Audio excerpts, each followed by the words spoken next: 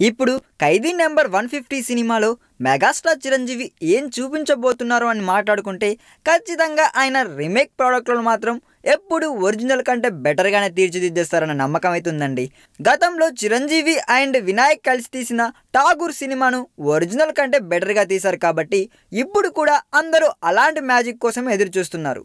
అయితే ఈ కత్తి సినిమాలో విలన్ క్యారెక్టర్ చాలా పోష్గా ఉండే ఓ బిజినెస్ మ్యాన్. కాకపోతే తమిళంలో మాత్రం ఎవరిని విమర్శలు చేసే దిశగా ఆ క్యారెక్టర్ రూపొందించలేదు మురుగదాస్. కానీ తెలుగులో మాత్రం ఏకంగా విజయ్ మాల్యా తరహాలో ఉండే క్యారెక్టర్గా డిజైన్ చేశారని తెలుస్తుందండోయ్. ఈ విషయాన్ని స్వయంగా విలన్ పాత్ర పోషిస్తున్న హీరోయిన్ అంజలా జవేరి మొగుడు తరుణ్ అరోరా చెప్పాడు.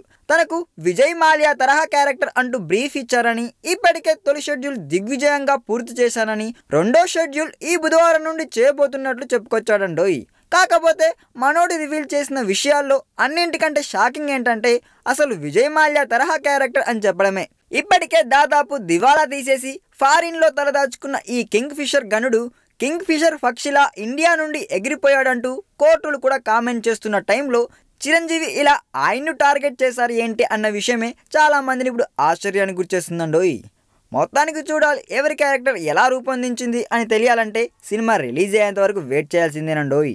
ఈ వీడియో మీకు నచ్చినట్లయితే సబ్స్క్రైబ్ చేయండి. ఫిలిమి స్టార్స్ బోలెడంత న్యూస్ బోల్డ్గా.